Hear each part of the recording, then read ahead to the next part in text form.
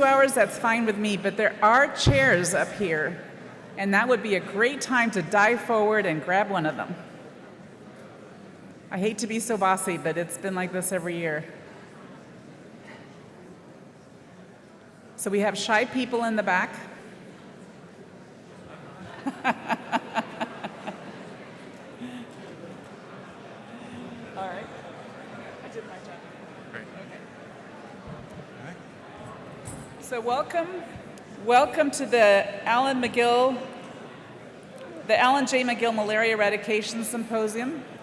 And I'm here with my co-chair, who is going to introduce and remind us of Alan Magill and the rationale and purpose behind the symposium.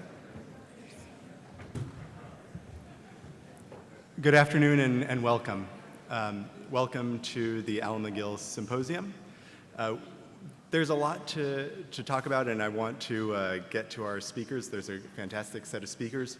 We want to take a few minutes ahead of time just to talk about why this symposium exists and the memory that we are celebrating and the vision that we are looking forward on. Alan Magill is a predecessor of mine as the head of the Gates Foundation Malaria Program, and he came to the Gates Foundation in 2013 with this tremendously catalytic vision that not only is the eradication of malaria possible, but that should be pursued with energy, that we should be working together across so many partnerships on the research and programs, surveillance, product development, product launch, country programs, and also education, cultivating the next generation of leaders against malaria. He was an insatiable learner. Every year at ASTMH, it was always amazing to hear the set of, these were interesting papers from the past year. These were amazing talks. And just the catalog of encyclopedic information and just the excitement, because it wasn't just an intellectual pursuit. This progress that was being represented, he clearly saw how all this work and all that progress and all those efforts translated into lives saved. He was convinced that we could, as a community, as a partnership, defeat malaria. And as we continue on, this symposium is to celebrate his life, his memory, and his legacy. But it's not just looking back, because we are celebrating his life and his memory and his legacy by looking forward. We're looking forward at that vision that he carried, that he pushed forward, that he inspired so many of us, that malaria can be defeated, that malaria can be eradicated, and it will take all of us working together. It'll take a lot of research. It'll take intense efforts. We'll have to be looking at data and adapt to it, learn from it, just as he was a lifelong learner. And that in the end, we're heading to that same place, which is a world free of malaria, a malaria eradication.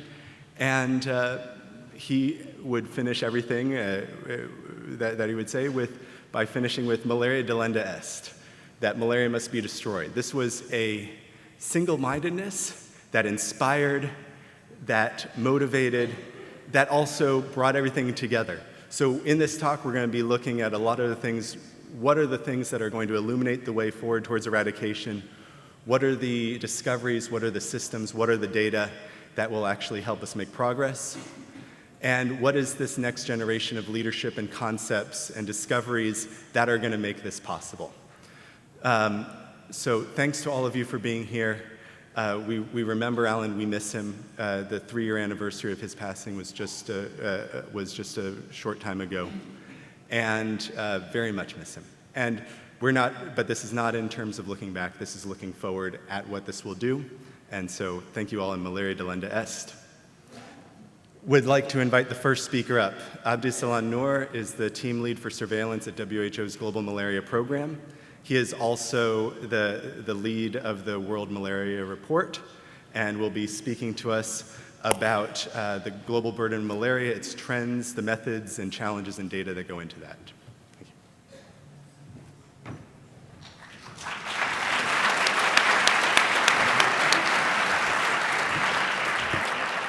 Push here to go for what you gotta push hard. Okay. Thank you, Philip. And thanks, Gina, for inviting me to the Alan Magill Symposium. Today I'll talk to you about the methods the WHO uses to estimate the numbers of malaria cases and deaths in the World Malaria Report, which is released every year. This is a signature document for the Global Malaria Program and the larger World Health Organization, and not because I'm the one who's leading it. I've only been responsible for last year's World Malaria Report and this year's, but because it actually is the singular platform to track national, regional, and global progress against the fight against malaria. Today, in my presentation, I would first of all like to perhaps impress upon you how critical this document is to shaping the global policy, the global malaria policy, how also help you recognize that currently it contains the best official estimates at national, regional, and global levels, and take you through the methods that we use to estimate the burden of disease, but also recognizing that there are important limitations and present to you a suggested way forward in terms of improving on the methods and subsequently the numbers that come out of these methods. There are, you would have seen the data presented in last year's World Malaria Report. We're just finalizing this year's World Malaria Report, in which we will be reporting trends up to 2017. Last year's report showed that progress had stalled, both in the morbidity of malaria and also in malaria mortality. The subsequent results shaped the discussion around the path for the future in terms of global malaria policy and what we need to do to get back on track for the global technical strategy. This has had important implications across the partnership and the regions, and also some of the debate that's ongoing in the highest burning countries that are contributing to the globally us being off track for the GTS targets. So that is all about I'm going to say about the importance of this document. In terms of the methods, we use 3 methods to estimate the burden of morbidity and 3 methods to estimate the burden of mortality. Before I go into the methods, I'd just like to recap. When we say the burden of malaria, many people have different ideas of it, and it's got multiple metrics. What I show here on this chart is essentially the different things one looks at, from infection all the way to deaths. What the Global Malaria Program report focuses on is direct malaria deaths and direct malaria cases. And just to say that across the estimation process, while we know that the magnitude of the burden is higher at level of infection and reduces all the way to deaths, the uncertainty in the estimation of these metrics increases from the measurement of death, which is extremely controversial, all the way to the simple measurement of infection in an individual's bloodstream. Now, the methods to estimate malaria morbidity. There are 3 main ones. The first one, which applies to about 23 countries, is just the use of the actual data. These are countries which have extremely low malaria burden and overall contribute to just about 0.5% of the global malaria burden. Then there's a subset of countries, about 49 of them, most of them outside of Africa, but a few countries in Southern Africa, which also have low malaria burden, reasonably good surveillance systems, but have gaps in the surveillance system with respect to the public sector, which reports mainly to the WHO, not capturing all the events, as well as an incomplete diagnosis rate, and in some instances, an incomplete reporting rate. But the bulk of the estimates come from one single model, which is the conversion of parasite prevalence to incidence. And I'll focus in the next couple of slides on, first, the adjustment of the routine data. There are 3 main things that concern us in the adjustment of the routine data. One is the testing rate. What's the proportion of individuals who are tested? The second is the reporting rate, what proportion of reports are received by the country and the NMCP from the health facilities. And perhaps the most important, which has the biggest impact on the estimates, is the treatment seeking. So what proportion of cases are likely to be captured in the public sector? This is just a diagram to show you the different corrections we make to the routine data. But what I would like to dwell on is really the impact of treatment seeking. The information we use to adjust the routine data for treatment seeking comes primarily from household surveys, and it's focused primarily on the treatment seeking among children under the age of 5 years who had fever in the last 2 weeks. And the surveys normally capture the different pathways to treatment, and by and large divided into those who have sought treatment from the public sector, the private sector, however you define it, from the informal retail sector, and those who have not taken any action at the time of survey. And so once we get the routine data, which comes primarily from the public sector, then we assume an equal distribution of risk among the other groups, those who sought treatment in the private sector, in other sectors, and those who do not take action, and apply that correction. But there are a number of problems associated with this adjustment. One is we do not know how useful self-reported fever is as a proxy of malaria fever treatment. We do not know whether fever treatment among children under the age of 5 years is a good proxy for what happens in older children and adults. We do not know whether the probability of having an infection is similar across those individuals who seek treatment in the public sector compared to those who don't seek treatment or who seek treatment in other sectors. And to understand the downstream impact on mortality, we need to know whether these individuals have been treated with effective treatment, and that is a major gap. Now, with all this uncertainty, we still apply this correction. In terms of the parasite rate to incidence model, the entry point is estimating parasite prevalence through a model-based geostatistical model. The person who leads that work is Pitt, who would be the last speaker of this session, who's leading the Malaria Atlas project. And once we have estimated parasite prevalence, we apply epidemiological models to convert the parasite prevalence to incidence using a model that quantifies the relationship across different age groups and transmission patterns between transmission and case incidence. And the outcome is the expected number of fevers attributable to malaria at different ecologies across different age groups. Now, there are a number of important limitations in the process. The first one is parasite prevalence come from household surveys. There's an important temporal latency every 3, 4 years or 5 years. Some countries once every 10 years. The times when you don't have data, and in areas where you don't have data, the biggest drivers of the prediction is the determinants such as climate intervention and others which have a significant influence. And importantly, it's creating a situation where countries are gradually not believing in the estimates, largely because what the model is estimating in some countries is discordant with what's coming from the routine system. In the conversion of parasite prevalence to incidence, there are also other important problems, such as the active surveillance data we're using is relatively old. There has been a significant shift in transmission and also a significant shift in the age-related immunity. And we do not have a good handle on the effect of access to effective treatment on the burden of disease and subsequent mortality.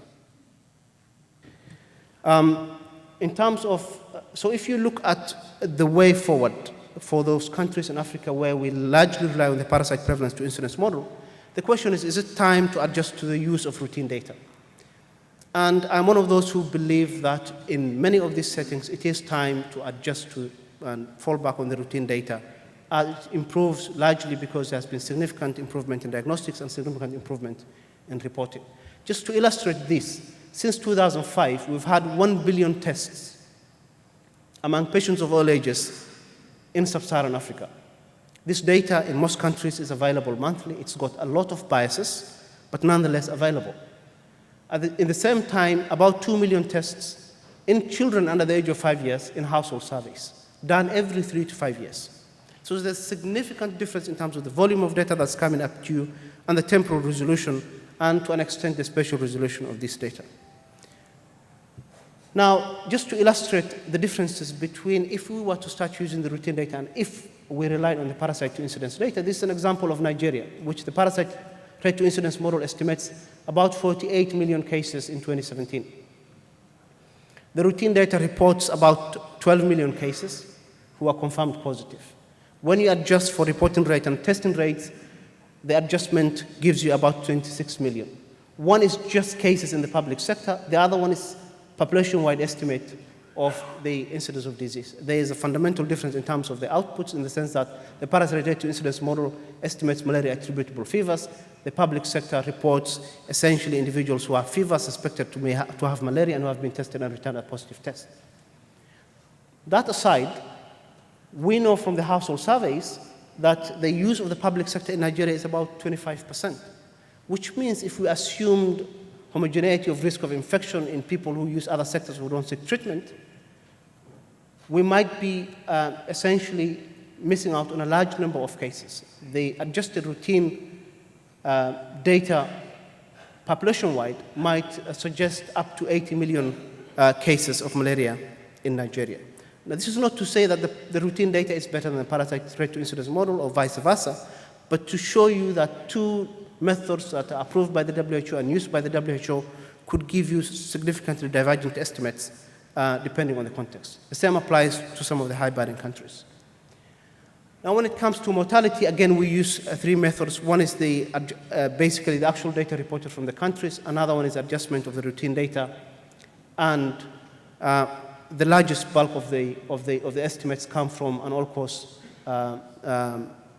adjustment for the cause of death fraction, largely based on bubble autopsy estimates of the malaria attributable deaths. Now, the problem with the routine data when it comes to adjusting for mortality is we have the problems that affect the quantification of estimates of incidence because we apply case fatality rate to that in the countries where we use the routine data. We use a static case fatality rate which comes from really old data sets, and some of them not representatives of the context where we are making these adjustments. In terms of the data coming from the adjustment of the bubble autopsy cause of death fractions, which contributes nearly 90% of the case counts for deaths we report in the World Malaria Report, these are largely based on a bubble autopsy system that assumes there's a cause of death assigned to that particular death, which then uses a number of covariates to quantify through an envelope the proportion of cases that might be attributable to malaria, which globally now stands at 5%. To adjust that with any of the new data requires a large process of bargaining. It becomes a marketplace of deaths really for the diseases. And changing the attribution from 5% for malaria globally to anything like 6% means you have to take percentage deaths from other diseases, which is a really complex process.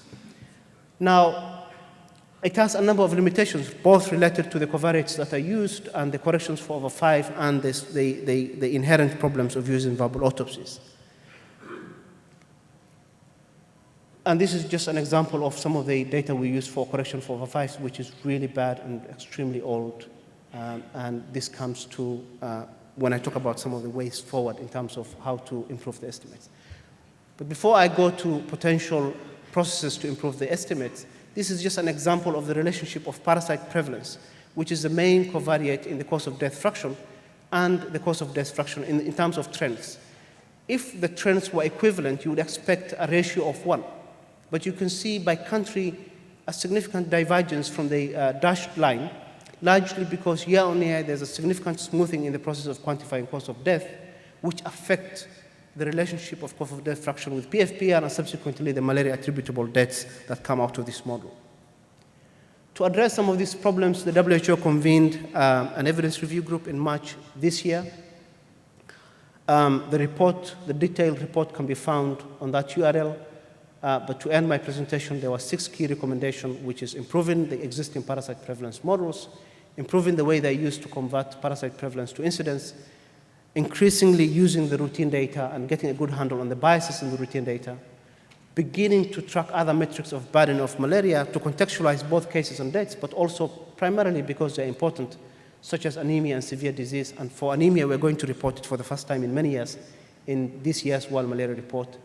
Improving the assumptions in the way we estimate mortality, but also in terms of research, beginning to think about comparative studies that compare the clinical incidence and prevalence across different settings and try to quantify the effect of the different pathways for treatment seeking. Thank you very much.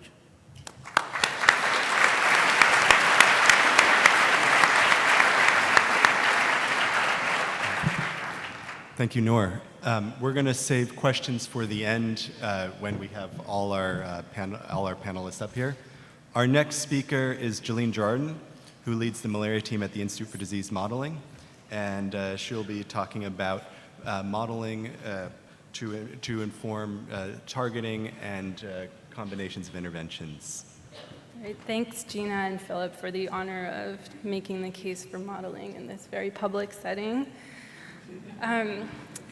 Generally, if you want to understand what's going on in the field, what you want to do is to go there and collect some data on it. So what then is the role of modeling, given that the best way to understand something is to actually go there and observe it?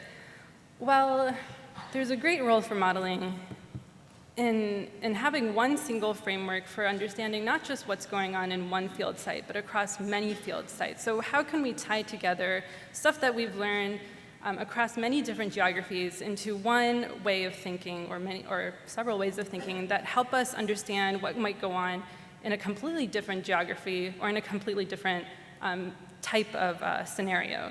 So one of the things that we do a lot at the Institute for Disease Modeling is to use this unified framework to then test and compare possible intervention strategies. So it's not practical to test every idea that you have for intervention strategies right in the field, but in the modeling context, it is relatively simple. You can test hundreds, you can test thousands of different interventions and see what's working or what could work, what might not work, why are things not working, and move forward from there.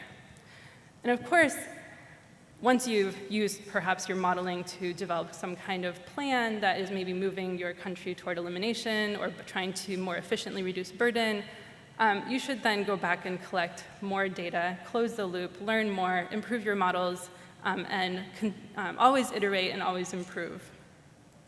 So given that we're going to try to use models to predict what might happen, what are some things that we need to make sure we are doing well? One thing is that we really need to do well at understanding just what is going on with the biology of malaria.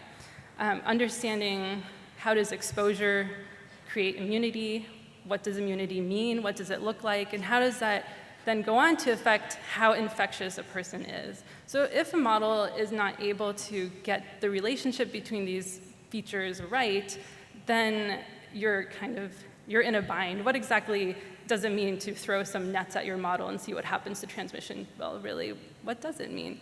So this is an area that we are continually trying to improve as field researchers gather more data about primary parasitology. There's more and more studies about infectiousness and immunity, and it's just wonderful to try to work with our partners to try to make our models better. Another aspect that we want to make sure we get right is just to understand what is the population that is harboring malaria. So things like population size and where people are living, these are important things to get right. We've heard more and more over recent years about how important it is to understand connectivity and how populations move and how that might impact the success or failure of your strategies. And we've also heard a lot about heterogeneity and risk. So how do your demographics or occupational or where you live features, how did that affect how likely you are to contract malaria and transmit it? The third aspect that is really key to get right is the intervention part. So when interventions are implemented, either in a research setting or in a program setting, what does implementation actually look like? So people often have goals that they would like to achieve, but are those goals actually achieved? We all know there's a gap between ITN ownership and ITN usage. That's something that's really important to get right in the model. Otherwise, when we say distribute nets at 60% coverage, what does that mean to the program if they don't really know whether people are actually using those nets? And this is also important in thinking about health-seeking behavior. So Noor alluded to this in his talk. I'm thinking about just what is the uncaptured burden of malaria, what is the role of counting non-malarial fevers as malaria if that person happened to test positive. And those are things that we need to be able to capture in our model in order to have a really accurate impact going forward. So I just want to highlight a little bit of the work that we've done recently in making sure that our transmission model is as good as it can be. So this is work by Prashant Selvaraj. He's a research scientist with us, and we recalibrate our model every few years, incorporating more and more data sources. So this, for example, is actually a very old data source. It's from the Dielmo project, where researchers were able to get a pretty good estimate of clinical incidence by age, as well as EIR. So when we then enforce this type of EIR in the model, we want to make sure that we're getting the right shape of clinical incidence by age, and we're mostly able to do that. We've also been excited to reuse old data from the Garkey project. What I want to impress on you here is that there is a way to take a very detailed look at model calibration and ask the model to be able to capture parasite prevalence by density, by age, and by season. And you can judge for yourself where our model is doing well and where it could do better, and this is an area that we're very interested in improving moving forward. So then I just want to show two modeling applications addressing what can we do with modeling in areas that have lots of data as well as areas that have less data. So in areas that has lots of data, we've heard through the years about lots of work that's happening in southern province in Zambia, and we work here for two reasons. One is that the epidemiology of the site is particularly interesting. So on a pretty small spatial scale, you have a very wide range of transmission intensity. So you can model both lower transmission sites and higher transmission sites and hopefully learn something about the differences between those two. And the second reason we work here is that simply there's been such a wealth of data collected in the region. And this is done by the Zambia program, of course, as well as in collaboration with MASEPA. And they've both been incredibly generous with sharing their data, not just with us, but with other modelers. And I hope that they see their choices as having a really positive impact on their program. So let's just take one particular health facility catchment in the Lake Kariba area. This one's called Bondo. I'll just walk through some work that we've done here. This is an area of about 750 households and about 10 to 15,000 people. And because there's such a great resource of data in the region, we know many things, such as where all the households are located. We have some baseline prevalence data. We know where the health clinic is located and where community health workers are located. We know how health seeking depends on distance from your point of care. And what we're able to do is then to build a model that includes all of the interventions that have been done in the Bondo area for the last decade or so. So based on surveys, we know when people are receiving bed nets and also which part of Bondo are receiving bed nets at what time. We have a history of what the major changes in the health system have been, including the implementation of community health workers in 2014, as well as the beginning of reactive case detection. We also have 7 mass drug campaigns. There were 6 test and treat campaigns and 4 presumptive treat campaigns, so MDA campaigns, and that's where a lot of the survey data comes from, where many people have been contacted up to 11 times with a massive list of survey questions that they were kind enough to answer. So we've built this model of Bondo. We've included everything that we know about it. Is it any good? So the least that we can ask of our model is that it's able to capture some, say, like parasite prevalence data. So here's 7 cross-sectional surveys, and in the pink line, we see our model is doing a fairly good job at going through all 7. And because it's a model, we not only are able to capture that RDT positive fraction, we're also able to capture the sub-patent fraction. So you can kind of get a glimpse of what's perhaps the role of this sub-patent population in sustaining transmission in Bondo. So in addition to these 7 cross-sectional survey points, I also have 4 more that I did not use to calibrate the model, and I can see the model is in good agreement with those in saying that there's very little transmission left in Bondo. And Noor also mentioned the use of routine data. So we didn't use our routine data to try to calibrate this model, but instead I'm going to use it as an out-of-sample comparison to challenge the model to capture the routine data, even though we didn't use it to inform the model. So that is what this looked like. In the gray bars, we have the routine data. In the yellow line, we have our model. And it's doing a fairly good job at saying we expect to see cases at this time of year, approximating the number of cases we're seeing. We've clearly missed something that's going on in 2014. I don't really know what is going on there, that's something to ask the people in the field who have much more knowledge of this particular geography. And we also know that, of course, not all cases are treated, but we can start to ask questions like, what would happen if we treated more of those untreated cases? So that's exactly what we're going to do. We're going to take this model of Bondo, including all the information we've ever gathered on it, and we're going to test a number of different intervention scenarios and then monitor for elimination. So some of these intervention scenarios are going to be counterfactual interventions and saying, well, what if we never rolled out community health workers? What would have happened? What if we did community health workers, but we didn't do the reactive follow-up? What would have happened? So what I'm going to be showing you in the next plot is the fraction of simulations of any given intervention set that result in elimination. So this would be, in your mind, the likelihood of seeing elimination in Bondo in the year 2020, which I've defined as no locally acquired infections, symptomatic or asymptomatic. So here is the current strategy to our best guess of what's going on in Bondo, all the interventions there and in the connected areas. We expect to see, probably Bondo will not be having any malaria in the year of 2020. And now we can run some of those counterfactual scenarios. So what if we ask those community health workers to stop doing their reactive follow-up? Well, we don't see that much of a penalty. So this suggests that perhaps in Bondo, those reactive follow-ups are not contributing a huge amount toward Bondo's ability to reach elimination.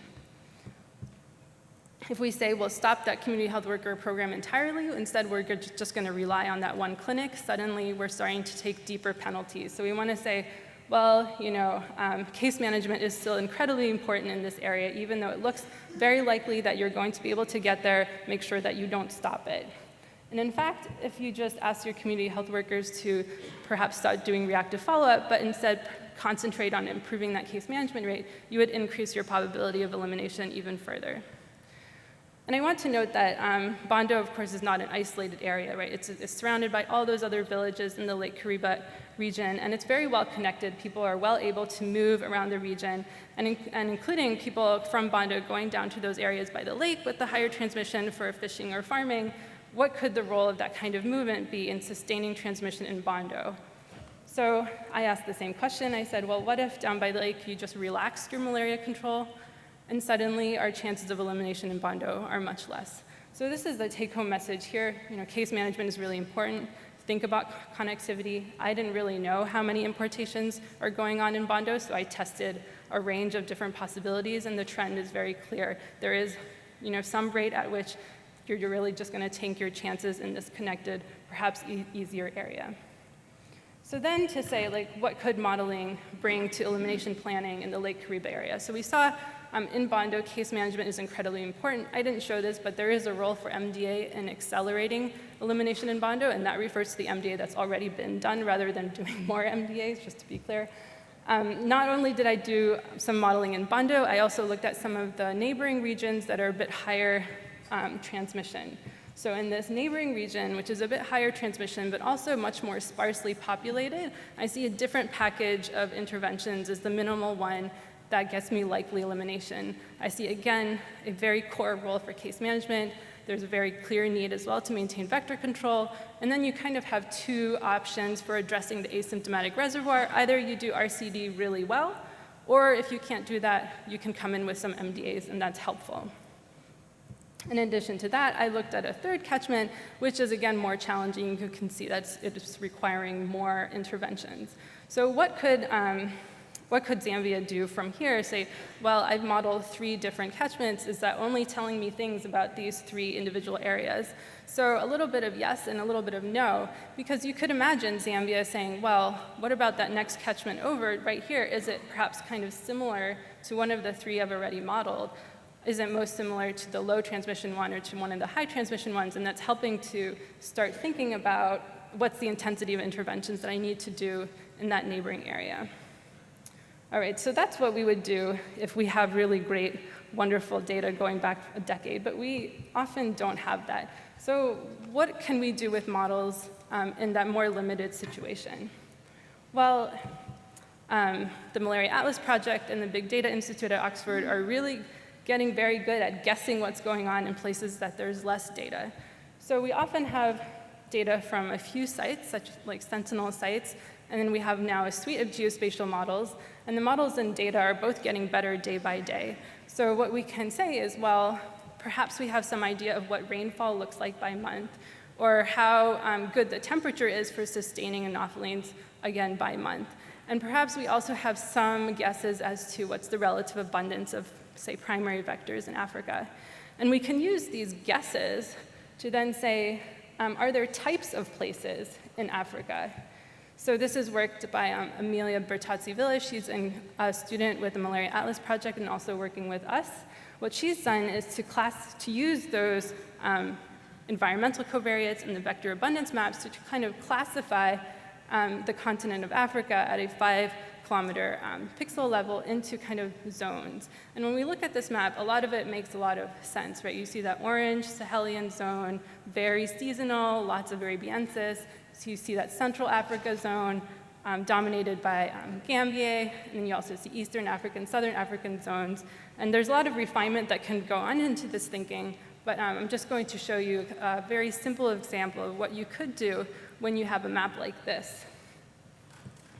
So again, to show you two pretty different areas, that Sahelian zone, again, very seasonal rainfall, and then that Central African zone, the pink one, you'll see, let's say, a double peak of rainfall.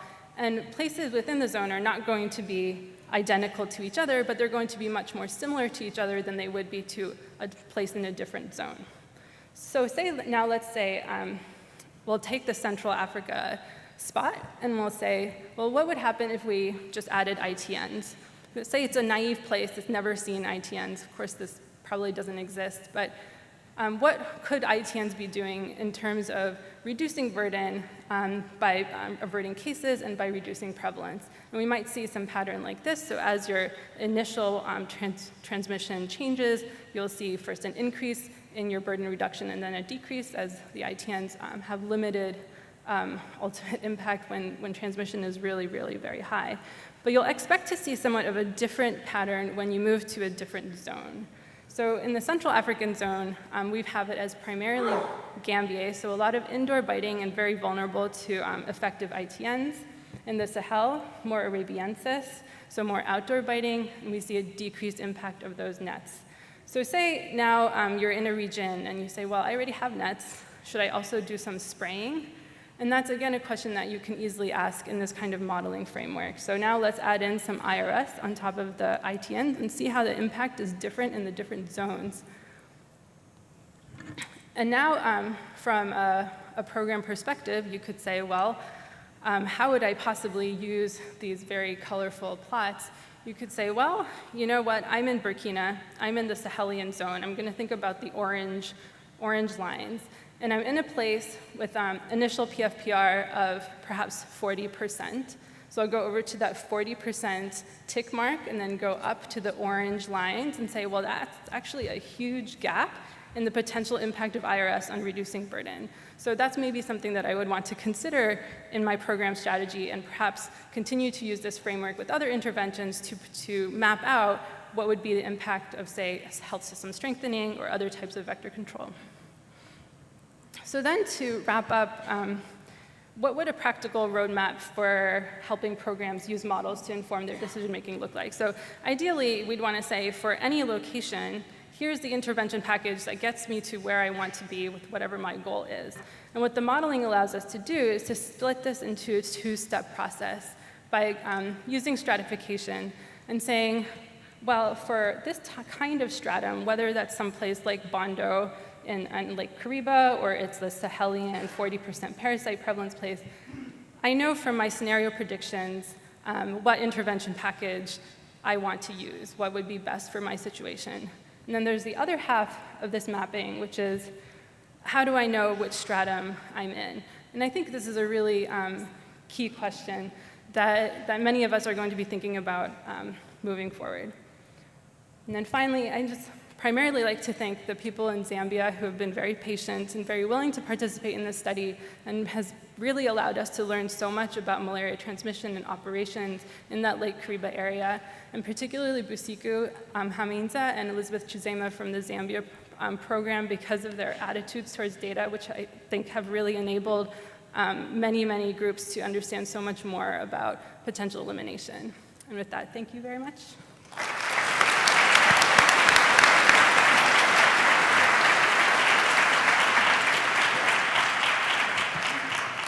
Thank you, Jolene. Our next speaker is Professor Diane Wirth from the Harvard T.H. Sands School of Public Health, the Broad Institute, and also the Science of Eradication course.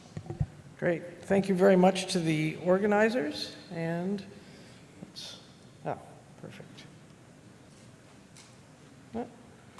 All right. I'm pleased to be here to talk to you today. I'm very pleased to be here for the Alan Magill Symposium. He was a real leader and kind of visionary for many of us.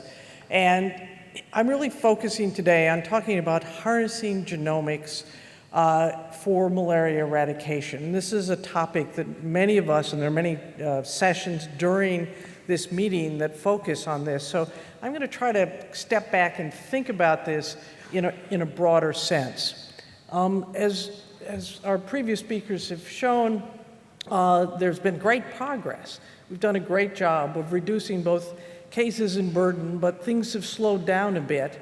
And it's important for us to have new strategies and think about why things have slowed down and whether or not we can bring new thinking and new approaches to this problem.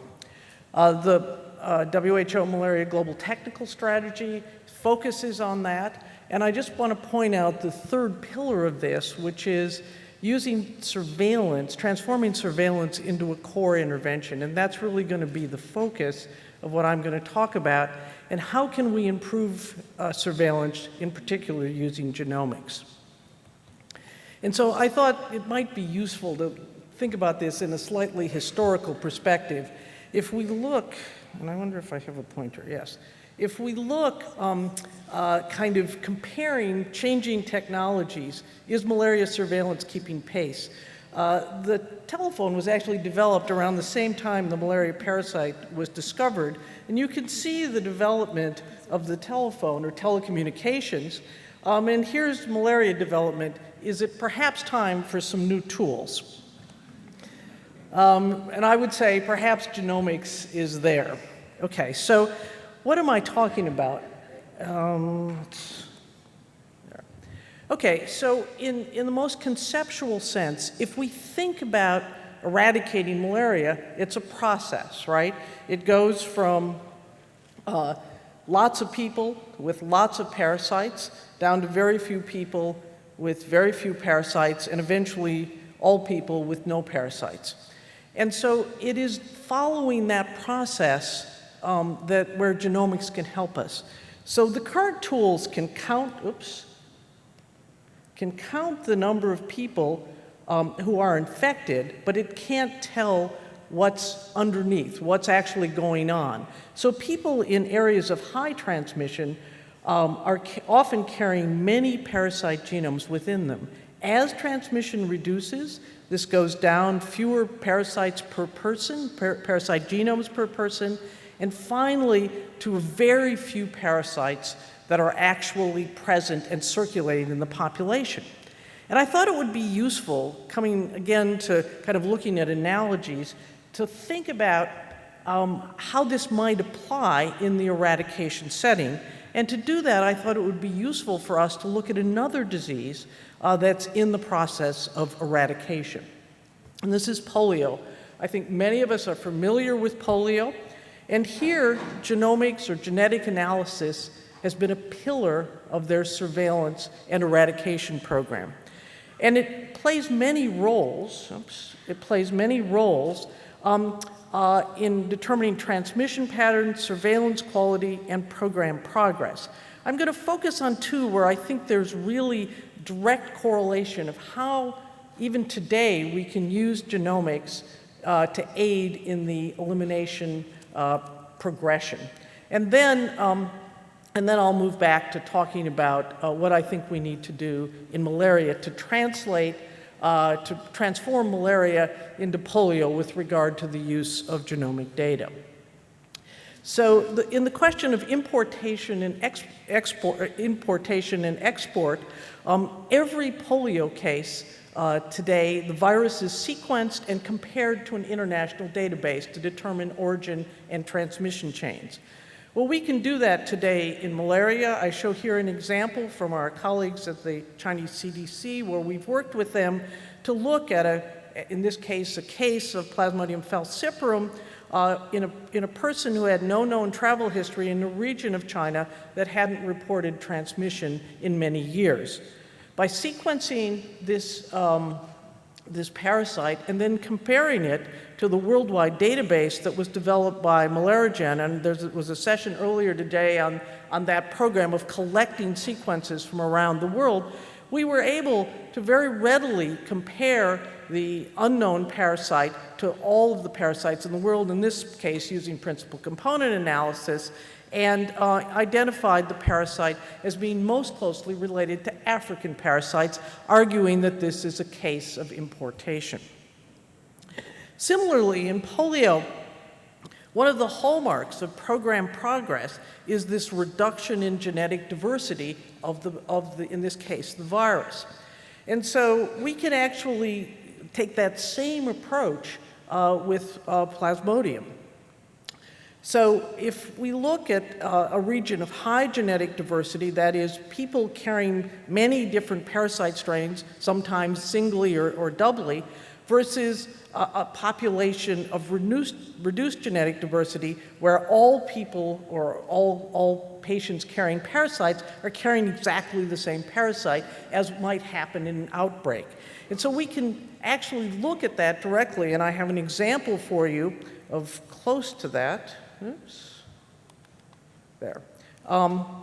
In Haiti, working with Malaria Zero and CDC, Sarah Volkman and our colleagues have been able to look at the parasites in 3 regions of Haiti, where the number of parasites analyzed is very similar, but the composition is different. Where in one region, there's very strong relatedness of parasites. And here, using whole genome sequencing, you can see all of the parasites by principal component analysis are essentially identical to one another. This is clonal expansion of a single outbreak, whereas the other regions have more diverse parasite strains. So again, what we can see using the analogy of polio is we're already there in some ways with what we can do using genomics in malaria.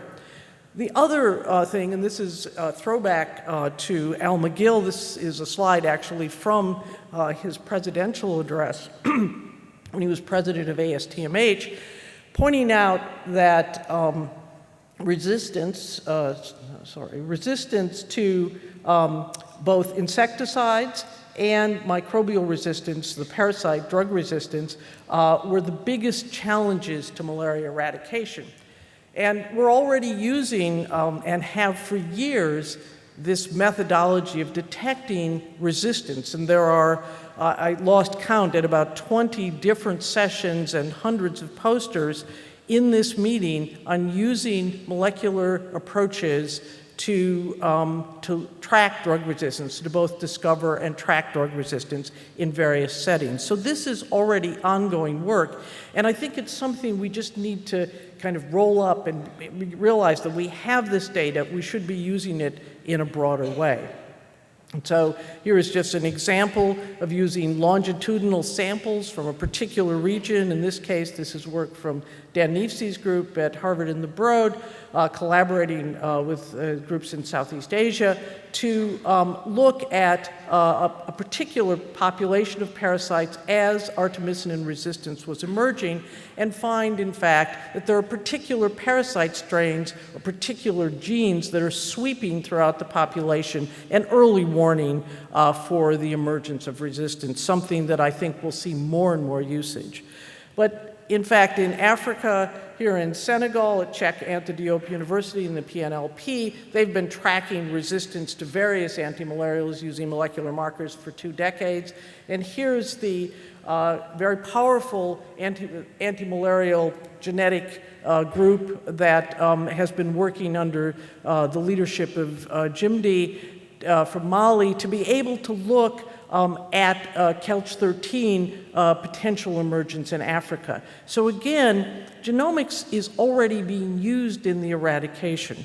But I think the next step, and the important step, and the place where I think we in the malaria community have the opportunity to set the standard for the field, is to actually integrate this information, which is primarily in research projects or in specialized silos, into the National Malaria Control Program and the analysis, and eventually into, sort of the vision is that we would use this in the same way that the polio community or the HIV community use their genomic databases. And I think this is a real opportunity, and we're poised to do that, in part because of the technological development. Every day there are advances in how quickly and how rapidly and how extensively we can get DNA sequenced. But the important thing is how we're going to use it to inform decision making. And I think that's the challenge that I see kind of for the next couple of years, is how you're going to take this vast amount of new big data and incorporate it in a way that is actually informative for those who are making decisions every single day on how their programs are progressing, how to distribute resources. And so I'm just going to give a very brief example from our own work in a collaboration with the National Malaria Control Program in Senegal and the Czech Antidiop University, in this case, the genomics part led by Professor Douda Ndiaye. And this is an effort that's been ongoing now for a number of years, and there are several presentations at the meeting describing work in this collaboration. And so the idea really is that this is an iterative process. Well, there'll be a team that actually looks at the genomic data, generates the genomic data. Modeling will definitely come in, a very important part of this. There'll be technical validation, as is handled with standard routine data. There'll be political validation, that is getting the government, the decision makers, to actually decide that this is an important and valuable tool that they want to spend resources on. Then the actual use of the data in the decision making, and I expect this is going to be an iterative process. That is, polio didn't get it right at the beginning, we're not going to get it right at the beginning, but I think it's time for us to start. And so I'm just going to go very quickly through this because of time. Okay. So Senegal, just to remind you, is a country that has different burdens of disease or different transmission intensities, very low in the north, very high in the south. And so it allows us to be able to look at applications of these kinds of technologies in different transmission settings, but within one country and NMCP context. I remind you that what we're primarily measuring in this case is this diagram I showed you earlier, this reduction in the number of genomes in an infected person and the emergence of clonal parasites upon intervention. I'm first going to show you data where we have over a decade of data looking in Chess, Senegal, an area of moderate or intermediate transmission going to low transmission. And when interventions were introduced as we began this work in 2006, we saw an immediate increase in the clonal population and a reduction, therefore, in the overall genetic diversity of the population, consistent with there being a reduction in transmission.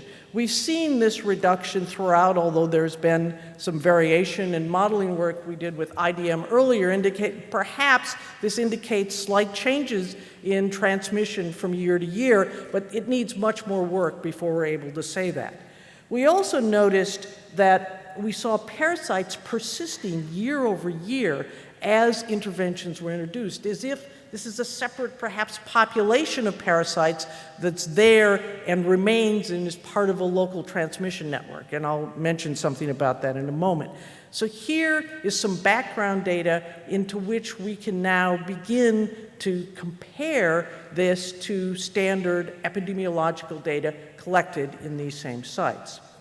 In the north, and Sarah Volk will be talking about this, this is a project in collaboration with the NMCP and MSEPA, looking at importation using a strategy very similar to the one used in polio, examining sequences from Richard Toll and then comparing them countrywide. And similarly there's evidence for year-over-year persistence, indicating there's probably both importation and local transmission.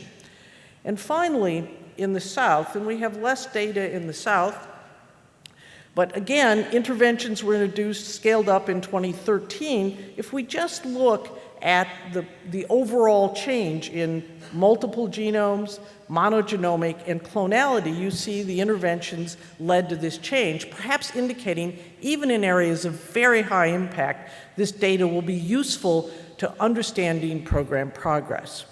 And so, but of course, I think we should blue sky HRP2 deletions. HRP2 is the basis of RDT diagnostics, the billion diagnostics used. If the gene is deleted, the parasite's not going to be detected. This is something that we could do today, and I think is something that, again, some countries are doing, but it's all, again, in this research area. Could this become part of the standard surveillance so countries will know how accurate their RDTs are? If we go further, perhaps genetics actually would allow us to understand, to be able to predict vectorial capacity, particularly in areas that are eliminating, where the question is, can an imported parasite actually be transmitted? There's work from Carolina Barillas Murray's lab looking at PFS 47 and its polymorphisms associated with different geographic regions and associated with different abilities of mosquitoes to actually become infectious with this or become infected with this parasite. Similarly, the genome projects, many of them now, looking at the potential for being able to predict vectorial capacity. These are still very much research projects, but I think by combining the needs of national malaria control programs and the research community's kind of innovation, we may very well be able to fast track some of these things, and I think it's worth thinking about. But let me finish by saying, I sort of feel, and I put this up as a tug of war, kind of as it's not really, it's sort of an intellectual tension between those who would say, let's just continue what we're doing. We know we can eliminate malaria. We have in many places without any new tools. Why should we take the National Malaria Control Program's precious time and introduce new technologies? I think it's important to have this intellectual question, and it's important to ask critical questions for the malaria elimination. But maybe a better way to think about this is maybe DNA could actually bridge the gap between the current surveillance and what's actually going on in communities because of this underlying principle that I showed you in terms of being able to get the granularity of what's actually going on in these infections as it relates to transmission.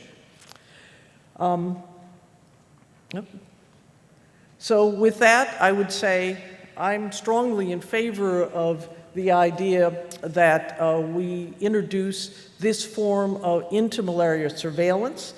And in fact, I will go so far with my colleague in the second row to say that perhaps we should have a new logo in the global malaria program that includes DNA as part of the tools that we need. And let me finish by just reminding us of Al Magill's focus on evolution and competition.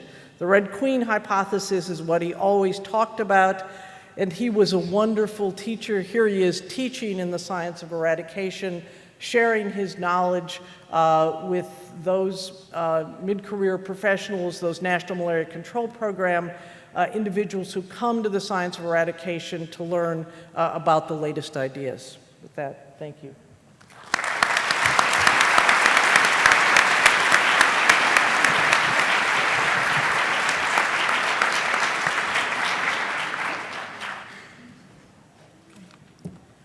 Thank you, Professor Wirth. The next speaker is Pedro Ide. You could come up.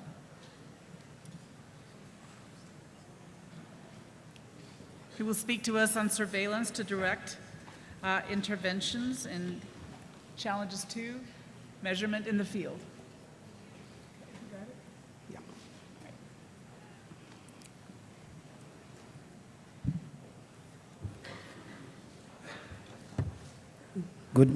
Good afternoon, everyone. I'll be speaking about surveillance to direct interventions and on some challenges for measurements in the field.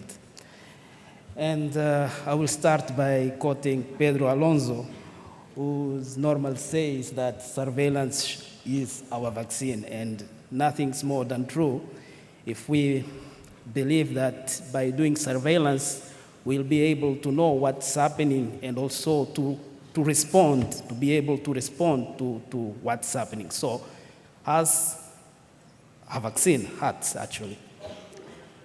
I'll be back to the routine surveillance system in Mozambique, how it works. I know that most of you knows it, but let me just go back on it, especially because we start at the level of each health facility or community health workers who currently are reporting through paper forms by aggregating monthly data that are sent then to the district level, where this information is entered into the DHIS2 system and then used at the national level and also back to the district level. In some areas in southern Mozambique, we have started expanding this system to the level of health facilities. So each health facilities and community health workers are reporting directly into the DHIS2 system.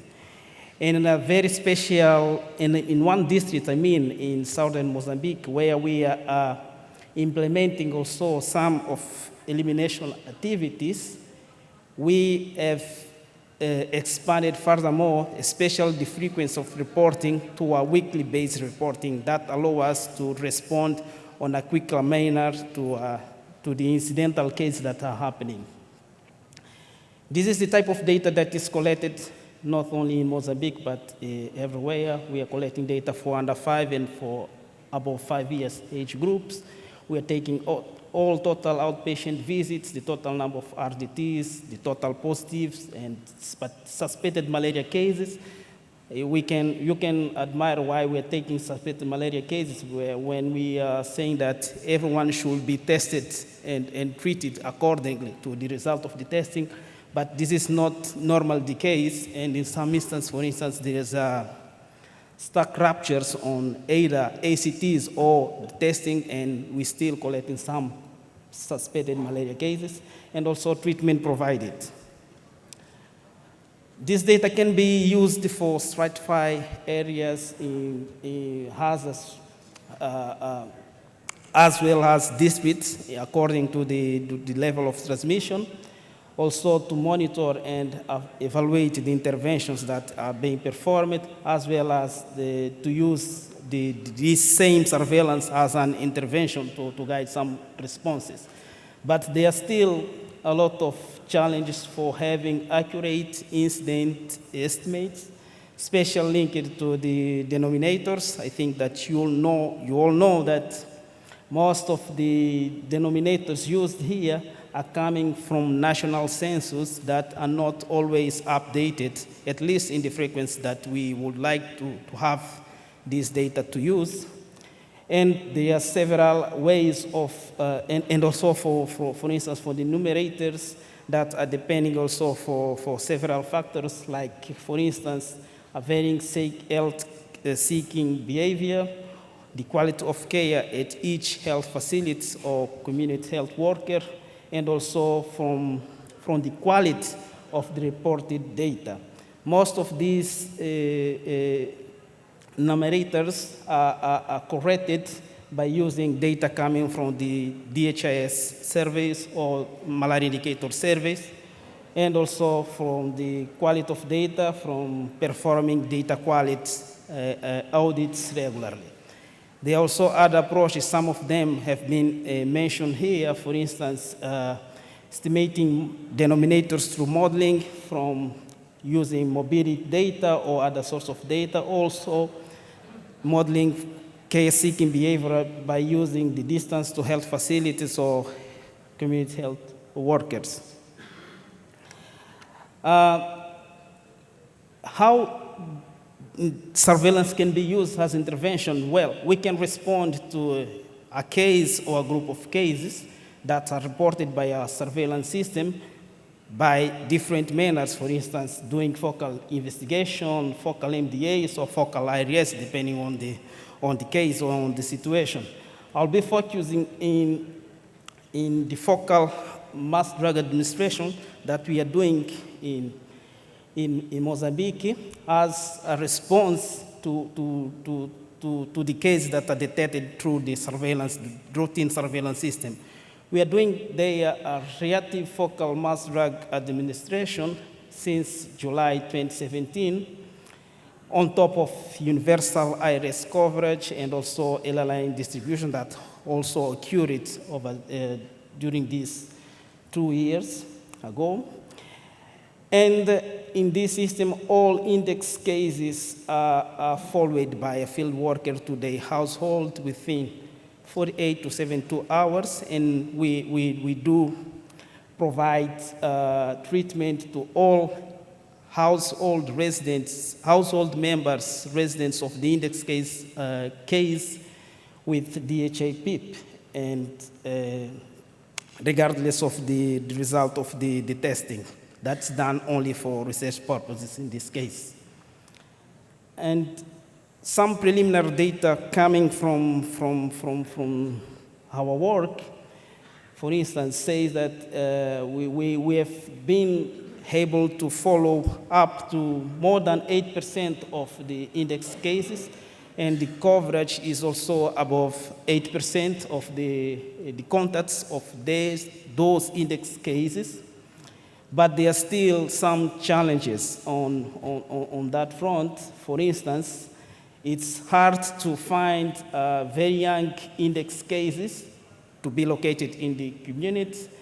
And there are also some people who are coming from other districts to the one where we are working, and then they leave. So when we go to the community, we cannot find them, of course, because they do not live on that area. There are some issues with the collaboration with some health facilities and community health workers that are easy to solve, but it's not always the case, depending on the personality or sometimes on the support from the local health authorities. And it's especially difficult to find some young working men and travelers at home, especially during the day. And there are some issues on logistics, mostly linked to transport and other needs to allow us to be able to follow and find most of the index cases as well as their contacts. Some preliminary data coming from these systems indicate that, for instance, for the clinical malaria incidence as well as malaria prevalence, we did initially, over the past 3 years, 2 rounds of MDA plus indoor residual spraying, and after that, we started with the reactive case investigation.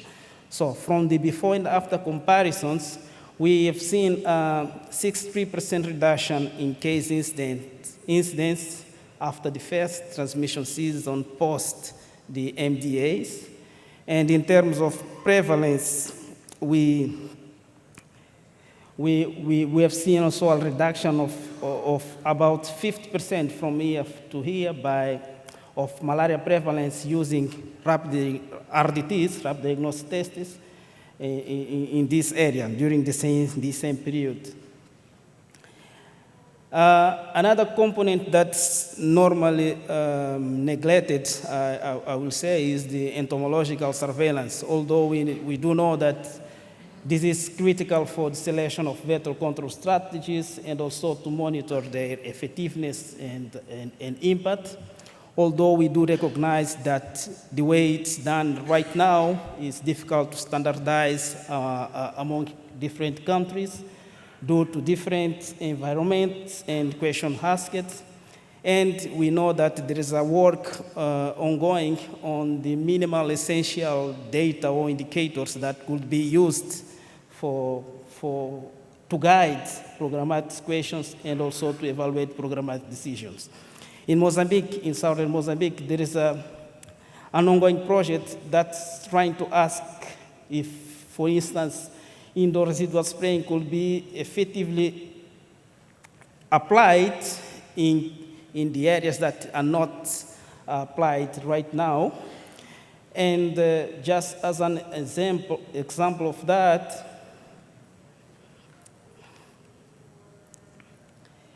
we've been, just by changing the way we are collating the data, focusing not only to the indoor biting, but also to the outdoor biting mosquitoes, we are seeing some primary vectors that are indoor and outdoor, especially Gambi. There are several potential other vectors that are acting both indoor and outdoor. We are seeing also more outdoor biting Gambi, especially after the initial rounds of IRS. And also there are few indoor resting mosquitoes. So posing a question of effectiveness of applying IRS in these areas. So this type of information, if standardized and applied on a more concrete manner, can help the programs to guide most of these interventions. This is the type of questions that most of the programs are challenging with. So in conclusion, just let me say that EPI and ENTO surveillance should be the backbone of any endemic country in order to design effective strategies and evaluate them.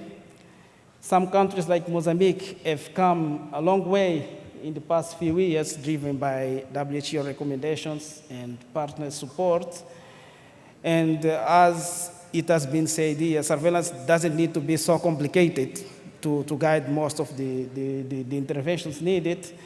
And at very low transmission levels, we do realize that accurate and more frequent reported surveillance data becomes more critical and can also be used as an intervention through triggering action into the communities, and although some evidence is needed on this field.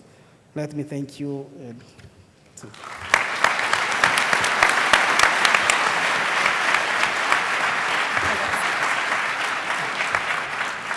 I also want to mention something I neglected to say in the introduction, that Pedro Ida is the first Alan J. Magill Fellow, and he is doing this at the end of his first year. So congratulations and thank you very much.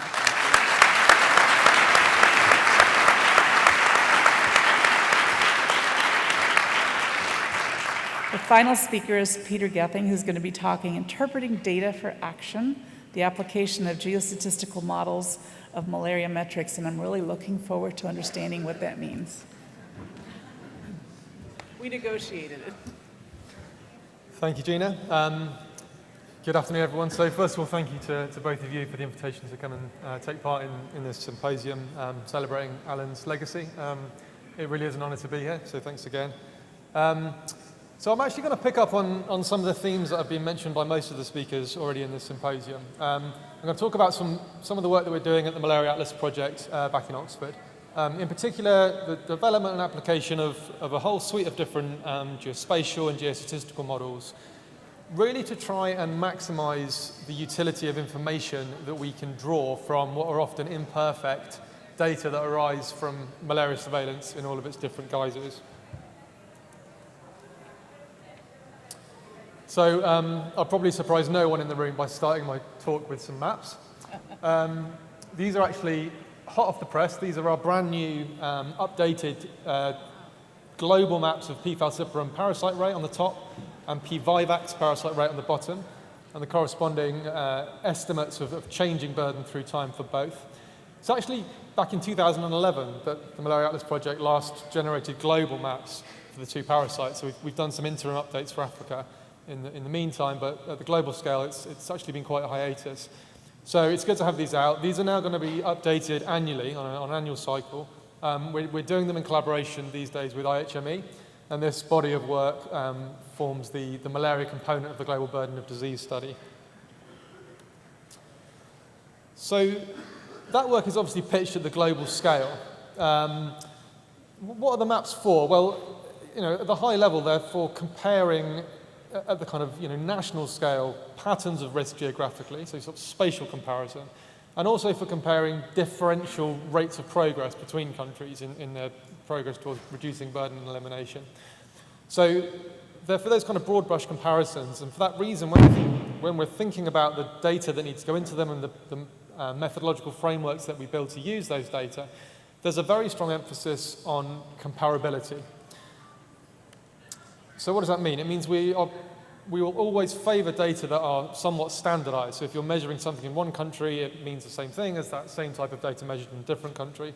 And ideally, we're going to be using data that are obviously widely available, data that we can get from most endemic countries in order to make those comparisons. So within Africa, that's tended to mean that we base all of our modeling on parasite rate, and Noor spoke a lot about parasite rate in his talk. Outside Africa, it tends to be API, annual parasite incidence, which is one of the worst misnomers in malariology, but essentially API is just aggregated case reports, aggregated routine case reporting data, so the number of cases occurring in a district or in a province or in a region over a year, and that's as reported by ministries of health. So that's our core input data set or type of data outside Africa. And both of these have limitations. Parasite rate, and Noor went into more detail so I can be quite brief here. We have this issue of latency. So parasite rate, it takes a long time from when a child is bled and RDT is carried out to that data actually going through the sort of the process and becoming available for us as modelers to use, 1 year, 2 years. So this is not a timely type of data. It's not very good for real-time monitoring. PR is also neither directly representative of the intensity of transmission or of clinical burden. It's kind of an intermediate metric that's convenient to measure, but really doesn't necessarily tally with the thing that programs might be really interested in keeping track of. There's also this issue that because it stems often from cross-sectional household surveys, there might not necessarily be the same buy-in to that data as a kind of authentic yardstick of what's happening in a given country, as opposed to data that the Ministry of Health are generating themselves through passive case detection at their health clinics. And it's also a bad metric when you get down to low transmission, simply because if you've got one infected person in 1,000, you're going to have to take a lot of samples in order to understand your pattern of infection across the country, so it becomes prohibitively expensive. And then on the API side, there's some very different but equally serious limitations that we need to be aware of. And these primarily relate to the fact that this is aggregated data. Okay, so we're immediately losing a lot of the potential of the raw data at the point at which it's collected at clinics by the fact it's just available in this aggregate form. So Noor mentioned a lot of the obvious biases in passive case detection. One of the most important is missingness. So in any given district, a certain proportion of facilities in a given month just won't file a report, or the report's lost. So there's lots of holes. If you zoom down to the facility month level, there's lots of gaps in the data. They're completely invisible when you get the aggregate data. You don't know how much missingness there was. You don't know where the missingness happened. You just have this bias that you can't really contend with using the aggregate data alone. API are also poorly suited to low transmission settings, where you might be interested in very specific focal points of high transmission within an administrative unit. And again, it's aggregated, so you don't see that. It's washed out in the aggregate. So for all these reasons, the data that we rely on for this global scale work, which has key advantages in that context, is really not necessarily optimal if what you're trying to do is support operational planning and implementation at the level of countries, the kind of information that programs might need on a regular basis to inform their decision making. And similarly, it's not very well suited in particular to low transmission settings. So while the global work, the global maps, the global burden estimation within MAP obviously will continue apace, we are also trying to develop in parallel a program of research which is focusing very much at the country level and trying to drill down and address some of these issues so we can provide more useful support operationally to countries and to programs. And we're starting this in the 16 countries that you see here. This is working very closely with the Clinton Health Access Initiative, and through them, working more closely with national programs themselves. This is all funded by the Gates Foundation. So in those countries, we're trying to do two main things. Firstly, we're trying to get essentially better malaria-metric data. Key amongst this is getting more granular surveillance data. So can we get reports of cases at the level of individual health facilities and months rather than aggregated up and at the year and annual level? And in some cases, can we get reports of individual cases and where those households are located? We'll also try and get any other metrics that may be available or may be useful. So serology is something we're putting a lot of time and effort into building up the analytical frameworks around to feed into this kind of work. A whole range of different entomological metrics, for example. And we're trying to improve our covariates, the geospatial data from satellite imagery and other sources that go in and help us inform the patterns of risk of malaria. It's a rapidly emerging, hugely expanding field. There's new stuff coming out all the time. We try and stay on top of that and constantly improve our covariate library.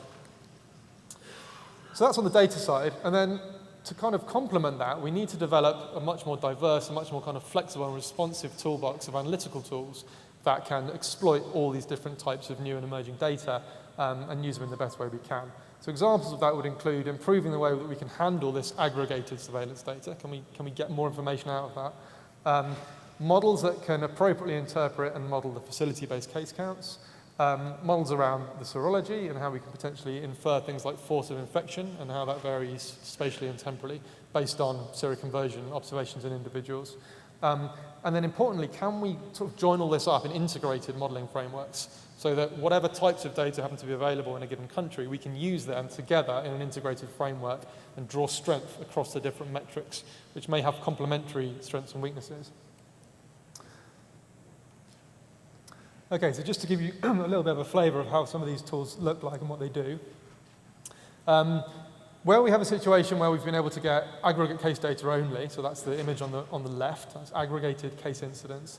As I said, we may be interested in trying to pinpoint focal areas of transmission within those larger blocks. So how is this possible from the aggregate data? Well, what we can do is take our very detailed geospatial covariates. This is very high resolution imagery and information about the environment, temperature, vegetation, et cetera, and we can leverage the fact that there's relationships between those covariates and our incidence data at the aggregate level, and we can infer what that means for the sub-unit variation. So in other words, we can infer this pixel level, much more high resolution pattern that is consistent with the one on the left, but leverages the relationship with these high resolution covariates. So if we go one step down, and now we're dealing with data on case reports at the level of individual facilities. So schematically, that would look something like that. Each of those green dots is a health facility. And of course, what we get are counts of cases, just X number of cases in a given facility in a given month. Now, as you can imagine, if you actually want to go ahead and model that, we need to standardize those counts. We need rates, right? So we need to infer a denominator population from which that case count arose. We don't have that data. We just need to do something to try and infer sensible denominators. So the first thing we need to ask is, well, what fraction of people would have sought care from any facility? What's the pattern of treatment seeking within a given region? And we have a whole raft now of geospatial models to try and estimate and generate maps of treatment seeking rates based on data from household surveys, based on covariates, based on understanding of the transport networks that people would use, etc. And then once we have an idea of the fraction that would seek care at all, the next question is, well, which of those particular facilities do we think any particular person might have gone to? So we start carving up the population into catchment populations. And again, there's been a surprisingly sophisticated amount of modeling that we've had to do to get that right, and I'll give you a demonstration of that in just a second. So we can put all these components together, we can estimate our catchment denominators, we can standardize our counts and turn them into rates, and then we can put those rates into our geostatistical spatial modeling frameworks and generate continuous surfaces of estimated risk, like the one on the bottom right. And then the most detailed type of data we could get is obviously individual case records. So the black dots here are actual cases and the households of residents of those cases. And this is a completely different type of data, and it requires a completely different type of model. We can't use our standard geostatistical frameworks, which is built around rates. Suddenly we've just got points on a map. They're not a count, it's just a location. So in geostatistical parlance, we call that a point pattern, and we use a type of a fairly new type of geostatistical modeling called log Gaussian Cox process modeling to infer the underlying pattern of risk. What this graphic just shows is the added benefit of that type of data where they're available. So on the left, we artificially aggregated that data up to facilities, pretended we didn't have it, and did some modeling, and we end up with a map like the one on the left. If you do have that extra granularity, you can drill out much more detail like we've done on the right. Okay, so finally I'm just going to exemplify this in practice, some of these tools, using the example of Haiti. So Haiti, of those 16 countries that I popped up, is probably one of the ones we've been working in most intensely. And also a lot of the most interesting kind of work in terms of the diversity of data that's available and so on. So this, again, is working very closely with CHAI to provide support to the national program and the Malaria Zero Alliance, and thanks to both of those organizations for the consent to present this work. And we're doing things in Haiti at two levels. Firstly, at the national level. So nationally, we've got now data from individual health facilities on case counts. We're applying these catchment models. We're doing this process of generating standardized rates. We're doing our geostatistical mapping. And I just want to use this to demonstrate why a certain degree of sophistication turns out to be really important, and that you have to be very careful with this type of data, and you can get very, very wrong maps if you just make, if your approach doesn't have the necessary nuance, and this is something we've kind of learned by trial and error as we've gone through. So this idea of catchments seems intuitively like it shouldn't be that difficult, right? An obvious assumption would be, well, people probably just go to their nearest health facility, give or take. So you can just draw lines around the facilities and cookie cut the population. Everyone's just keep doing that, sorry. Everyone's just going to go to their nearest health facility. So this is where we started. And if you apply that type of approach, you can get an estimated population denominator. You can use that along with your count from each health facility, that's the dots, and you can get a standardized rate. So the colors on that map now show you the standardized rate applied using this crude catchment modeling approach. Now immediately, as a spatial model, you look at that map and you think we're going to struggle here because there's no kind of organization to that pattern. There's no spatial structure jumping out at you. You've got red and blue, which are the high incidence and low incidence facilities juxtaposed and kind of speckled all over the place. And indeed, when you then take that standardized data and you try and use it in a geostatistical model, you come up with this very kind of patchy looking map, which immediately doesn't tally with our kind of a priori expectations of what the epidemiology of malaria looks like on Haiti. So, it's kind of back to the drawing board. How can we do something a little bit more sensible with these data? And we've developed much more elaborate ways of understanding where people go to seek care based on a whole range of different factors. You relax the assumption that they go to their nearest, because it turns out they very often don't. You acknowledge that different health facilities have different kind of draw capacity, have different attractiveness based on their size, based on the quality of care they provide, maybe based on the cost of getting care from a different facility, the transport network, et cetera, et cetera. And you try and take these things into account, and you try and then optimize your use of that type of model to work out what the catchment populations actually are. And when you do something like that, and apply the standardized rates, you get a map that looks completely different. And I don't know how well you can see those little dots, but suddenly you're far more optimistic because there's whole areas where all the facilities are blue, the standardized rates are low, whole areas where they're red, and whole areas where they're in the middle. In other words, there's spatial structure and organization now where previously there wasn't. And when you go ahead and map, you get a completely different idea of what the spatial pattern of risk looks like in Haiti just by that change to the catchment modeling component. And suddenly that does make a lot more sense. The areas we know are the real problem areas on the island, down in the extreme southwest at the end of that long peninsula, a place called Grandance, and that kind of wedge shape, which is the Artibonite Valley. Suddenly they're jumping out in the way that gives us a lot more reassurance. Because we're using facility data now that's by month, it's a reasonably modest extension to our models to develop monthly evaluations of risk. So we're really drilling down into the seasonality and the variation of incidents throughout the year. And this, potentially, depending on the intervention you're trying to plan for, is crucially important information in terms of timing of deployment of different interventions. So that's the national level work. Now, people who know what's going on in Haiti know that Grandance, as I mentioned, down in the southwest, is one of the most sort of high burden areas. It's also a place where some of the most intense activity, control program activity, is being planned.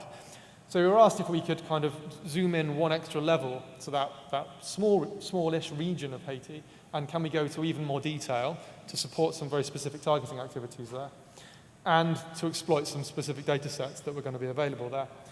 So I'll just very quickly run through that. So one thing we wanted to do was to improve this underlying map of population distribution, because that's one of the critical ingredients in getting this catchment population stuff right, and also in working out where your burden then lies in terms of the clusters of the population.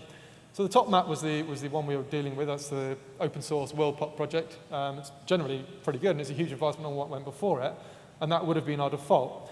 But we were able to augment that because we had this data via the Gates Foundation from Oak Ridge National Laboratory, who had actually used satellite imagery to identify individual structures throughout the whole of Grand Anse. And then that was supplemented by a very detailed household enumeration carried out by the program and Malaria Zero. And we fused those two different data types together in a model to redistribute the population. And you can see it's really different. When you get that very, very granular data on the ground, you get a very different picture of where people live. That's a very fundamental operational piece of information for the program to then plan what they want to do. We also were lucky in this particular place that we had some really good entomological data. So there'd been surveys of potential breeding sites and records of where we saw larvae and where we didn't. And we can take that, and again, there's a whole load of geospatial modeling that was required to get this right, but this is a map of the probability of finding Anopheles larva in any given 100-meter pixel in Grand Anse. There was a whole load of survey work from easy access groups on serology, seropositivity in children. Again, a whole load of modeling work that was done in MAP over many months to develop this map, which is estimated seropositivity based on that easy access group survey. So we've now got all these additional ingredients that we can put in. So we go back to our facility level case reports that are available nationally, but in this particular place we can add to that the population map, the larval map, the serology information, and we can put them all together in an integrated framework and now re-estimate incidence. And you can see just how granular we're able to get with all of those data inputs. So you've now got very, very specific and well-delineated areas of elevated risk in Grand Anse. And this is then fed back up via CHI and the program and is supporting targeting schemes for very specific interventions, MDA and community health worker targeting. So in summary, the globally available data that we base our global maps on are not always optimal for programmatic support. Nationally available data, when coupled with geospatial models, can support precise planning, decision-making, precise action, even in low transmission settings. And of the sort of new and emerging data sets available, I think by far the most important going forward will be this facility-level case reporting. And increasingly it is available. Surveillance systems are strengthening the digital platforms that facilitate that data, the assimilation of it and the dissemination of it. Things like DHIS2 are, the uptake of that is rapidly growing. This graph, the blue and green are countries that are actually implementing DHIS2 or piloting it, and that map adds new countries all the time. So I think we can confidently predict that the coming years will probably see a pretty rapid increase in the quality, the availability, and the granularity of routine surveillance data. And I think it's beholden on us and anyone else in the sort of analytical community to just be in a position so that we have the tools to maximally exploit these emerging data sets as they start to come into existence. So I didn't include my acknowledgement slide, which I'm very embarrassed about, but thank you very much to my group. Thank you to our partners and our collaborators, and thank you to the Gates Foundation.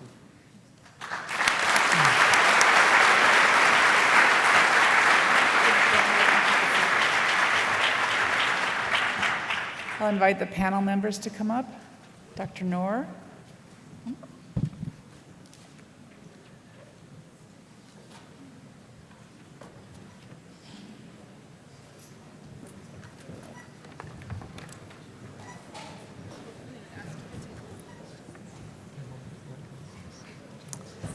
So the floor is open for questions. If anyone dares to get up to the microphone.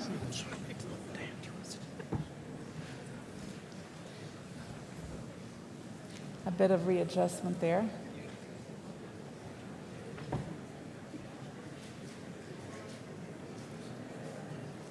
Oh, wonderful. Yes. Hi, I'm Ursula Dalrymple, currently unemployed. We're having problems because so many people are moving in the back. If you could speak up. Hi, I'm Ursula Dalrymple, currently unemployed. My question is primarily, I guess, for Dr. Noor. So you mentioned that there are several different ways of putting together national malaria case counts, one of which is adjusting routine health facility data, and the other is using these prevalence to incidence models, which both kind of fundamentally estimate different metrics. So the case count estimates malaria-positive fevers, and the prevalence to incidence estimates truly symptomatic cases. What do you think is the most important number to estimate here? And is it important that, that the difference between these case counts is kind of sometimes unacknowledged? Does that actually matter? Who would like to tackle that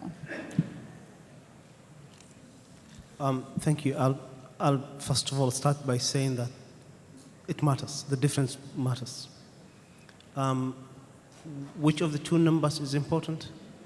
I think to an epidemiologist who is interested mainly in research and transmission, perhaps malaria-attributable fevers might be the thing that matters.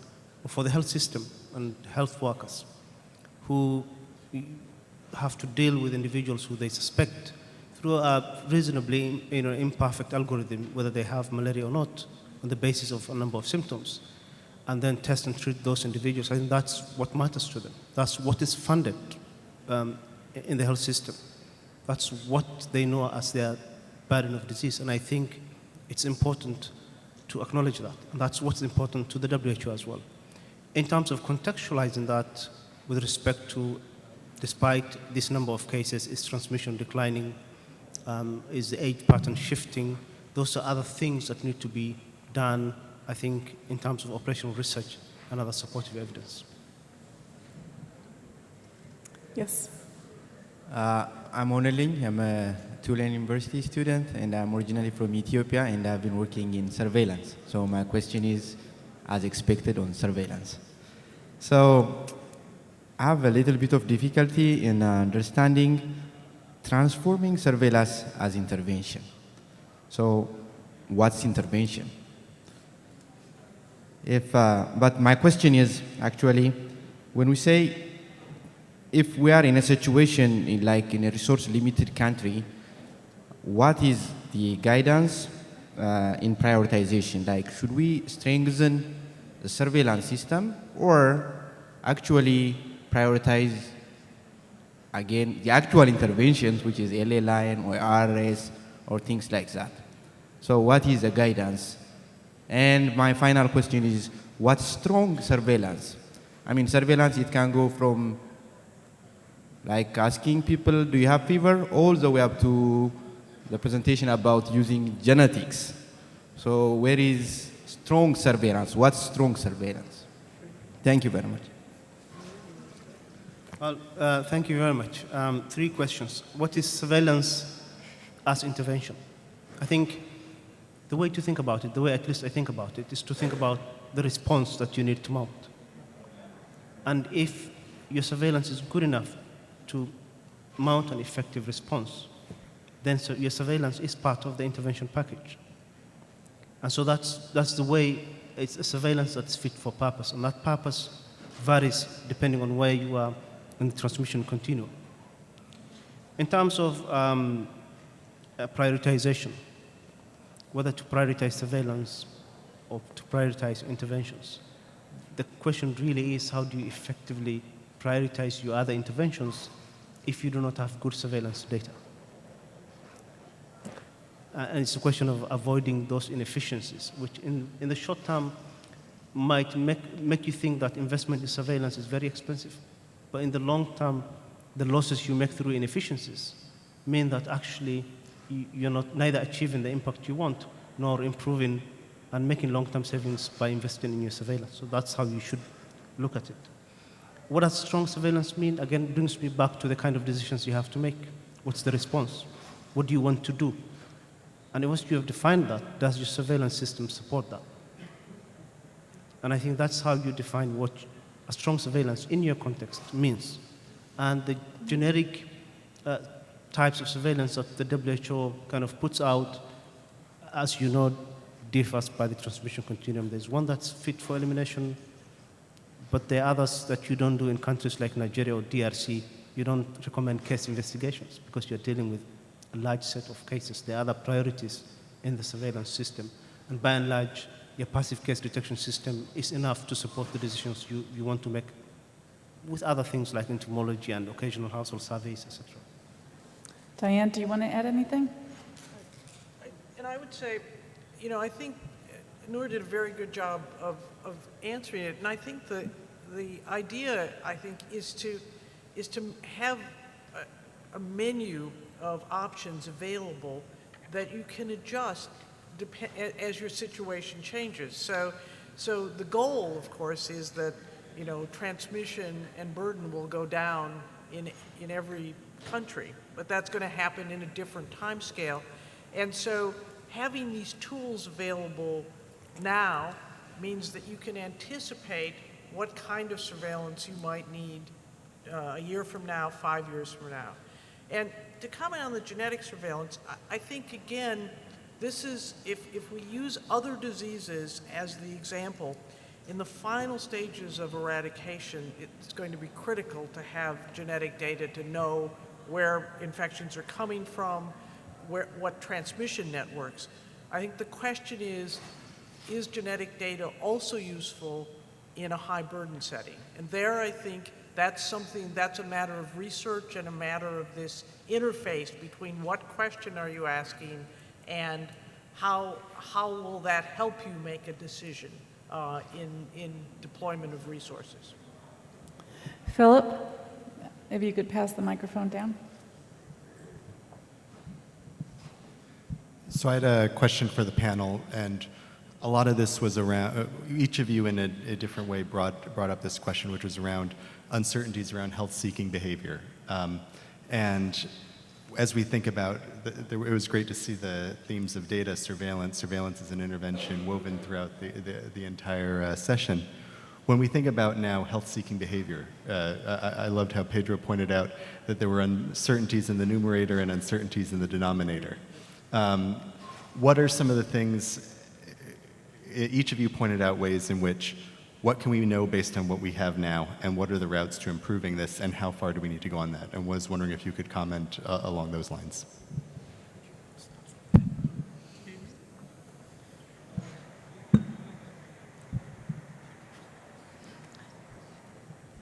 Yeah, I know that measuring health-seeking behavior may be one of the most difficult tasks that we have, but I do know that several people trying to find methods of accurately estimate how do people behave regarding their health status. Normally, we measure that by asking the people during the surveys if they had fever, and if when they got fever, what they do. This is the classic way of measuring it. But this is also linked to other problems on who we are asking that question, and if we are the population that, for instance, for reactive case detection and response, we mentioned that most of the people that we normally don't find for instance, young men or men that are working outside the place we are acting. And for this specific group, for instance, it's hard to know how do they behave in terms of when they got fever or not. So this is what I think. I think to try to add to what you said rather than repeat what you said, which I completely agree with, I think there's a big need to understand symptomaticity in the first place, and whether the question, did you have fever in the last 2 weeks, is the right question always. Of course, in modeling, it's really important to understand just what is going on in the first place and what might trigger health-seeking in the model. But I think fundamentally that's kind of a basic biology and epidemiology question that we don't quite understand yet. Yeah, I completely agree with all of that, and I don't think it's an easy nut to crack at all. I think there's opportunities to make relatively rapid gains in our information that we have available. We could do more than just ask, have you had a fever in the last 2 weeks? And then a very limited set of questions as follow-up to that. Maybe not rolled out across all household surveys, but piloted in specific places. We could really drill down a lot more and then triangulate that back against the more widely applied survey questions. I think that, there's missed opportunities in cross-sectional surveys to get a little bit more information that would be helpful. We do need to be creative here, I think. All right. No, I agree with what everyone else has said so far.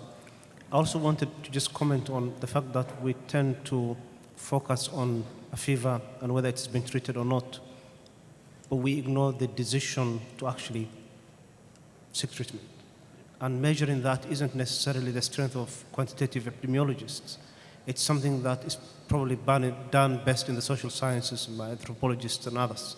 And bringing the various disciplines to understand what makes a person make a specific decision as to whether to seek treatment or not is key. One of the things we ignore from the household surveys, and we can't define actually in the household surveys, is delayed decision making. What proportion of people who have not sought treatment today are going to seek treatment in the coming days? And that might be a big proportion of the so-called not seeking treatment. Question? Yes, thank you. I'd like to ask a question, particularly about the modeling work and training it to respond to different kinds of interventions. I was thinking, even in the context of Zambia, that in Lusaka, where there's been so much development and infrastructure and drainage and areas that used to have malaria that don't because there's a mall there now, I'm wondering if there would be a way to model other kinds of multi-sectoral interventions and the effect that those pieces may have, whether it's rural electrification projects, whether it's proper drainage and construction and agriculture, et cetera, just to, I guess, ask what you thought the potential of coming up with training models to respond to multi-sectoral interventions, and to get your response. Thank you. Wow, I would love to just tell my model add hydroelectric dam and see what happens. But what you're referring to here is, what is the impact on development and projects like this on say, like the availability of habitat for the vector, because that's what's changing, right? When you're paving systems, you're like, anopheles can no longer live there. So the challenge for the question like that is that I would need some information about just what is going on. Are you paving over 100% of the breeding sites within what square kilometer region? How fast is that going? Does that have implications for what different vector species might now find the place more habitable? So, the model, I can do anything, but I don't want to do anything. I want to do something that's actually realistic. So it's a challenge for people who gather data to be able to tell me what are you seeing in the field?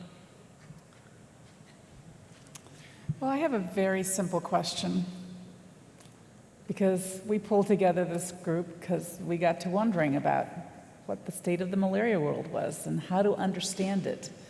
And as we were talking about how to understand it, you first got to start by what you're measuring, and then how you take that information. I'm very simple. How you take that information and interpret it. And each of you have spoken about it in slightly different ways.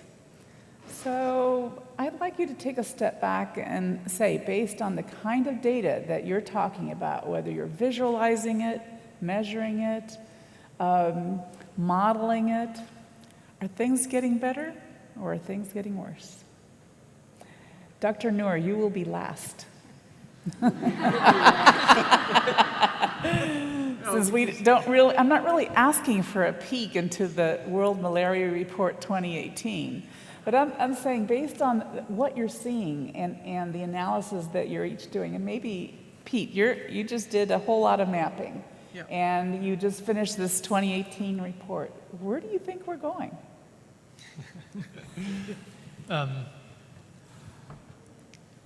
I think broadly the storyline that's emerged in the last year or two is the right one. It's that we have seen rapid progress, and now we're not seeing rapid progress. Now whether we're flatlining, whether we're going down slightly more slowly, whether we're getting slightly up, we maybe don't really have the precision to differentiate those scenarios, but it almost doesn't matter. We're slowing down. Okay, in key places. We're not slowing down everywhere by any means. There's many storylines happening around the world, many of which are heading exactly where we want them to head. In the heartland of high endemic Africa at the moment, the story seems to be one of deceleration of progress. I would probably stop there in terms of my assessment. Okay. Celine, you've got large data sets, many more than what you were able to tell in such a brief story. How are we doing? I actually just feel really hopeful.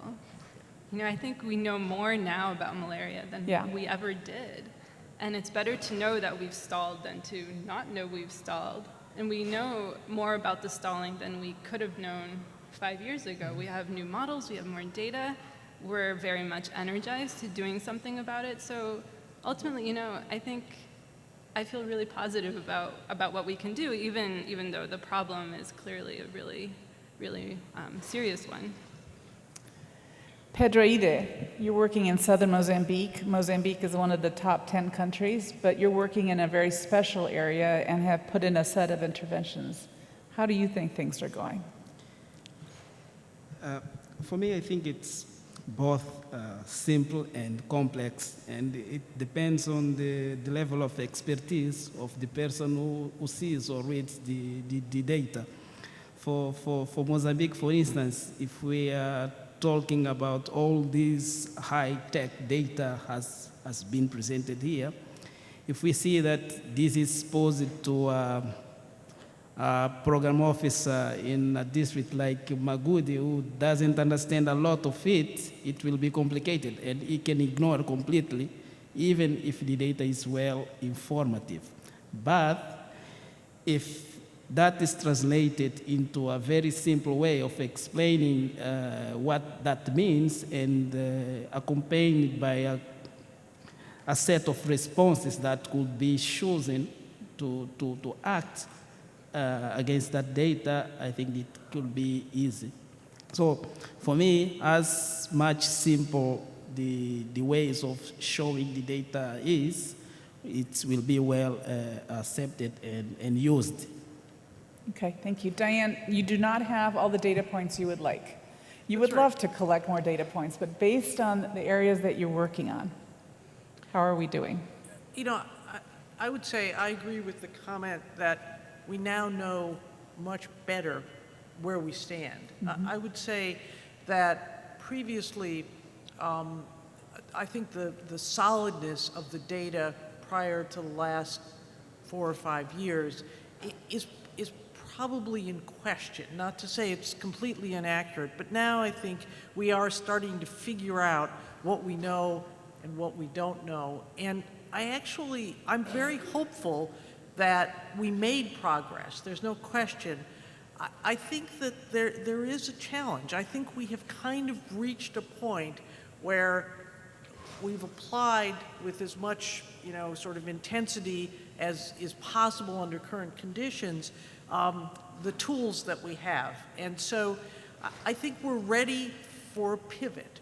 We're ready for a change in how we look at things, and we have much more data and much more integration of data and much more realization what the data is telling us. Dr. Noor, final word. I'm as hopeful as everyone else. And I think there's no question we are in a much better place than we were in 2000 or around 2000.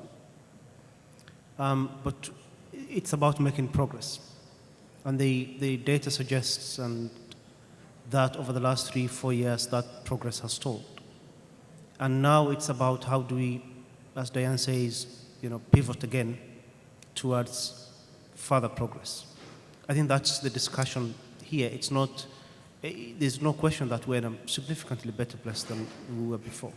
The only thing that sometimes I find a little bit regrettable is we haven't really made use of the data and the tools available to us that we could have used 2-3 years ago to ensure that we do not revert in some settings, to be more efficient with the way we do things and more alert and really accelerate towards further gains. And I think the response should be around how best do we use those tools. We have one last question.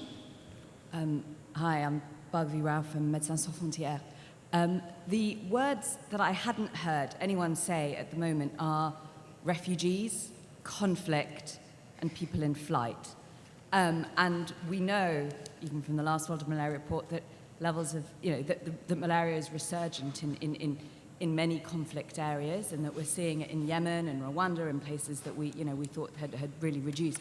How are your incredible sort of tools and capabilities that you've been talking about so far, how are they going to capture what is happening in Eastern DRC or South Sudan? And are these numbers therefore being massively underestimated in these reports, and therefore are these hotspots being forgotten? Perhaps that's Dr. Noor. Yeah, that's a very good question. We, as the Global Malaria Program, have been closely working with other departments in WHO that are responsible for emergency response to look at the burden of malaria among refugees. In a paradoxical way, the information about malaria in refugees is probably more solid than the information about malaria in the wider population. And in some settings, the response more appropriate than it is in the wider population settings, notwithstanding the tragedy of conflict. And I do not mean to say that this is happening everywhere. But more broadly, conflict has played a significant role, I would say, in countries like the DRC, in South Sudan, in Yemen more recently, to reverse all the gains that have been made over the last 5, 6, 7, 8 years. And that really is, among the many other tragedies, the real malaria tragedy. To finish off this session, I would like to invite Abhilasha Karki up to the podium. I'm assuming she's here. She was shy, she was standing in the back.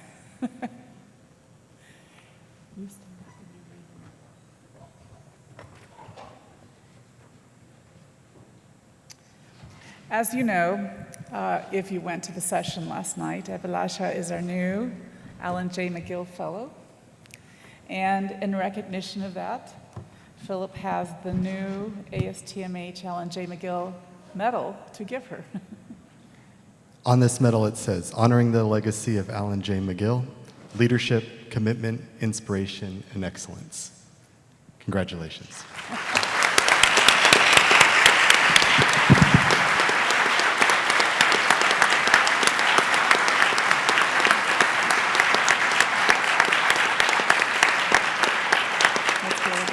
Now, I think that means she'll be speaking next year. You can now worry about it for the next year, just like the rest of us. Do you want to say anything? I really want to say thank you very much. I feel really honored at this great opportunity that I have, and I really look forward to talking next year. Thank you.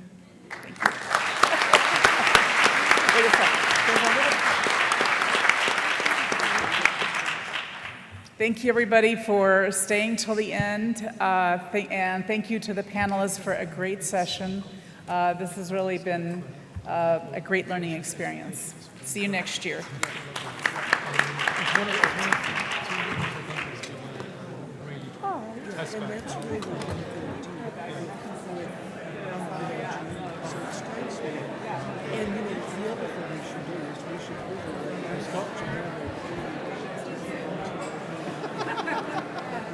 Because that outbreak the peak has been really, really bad.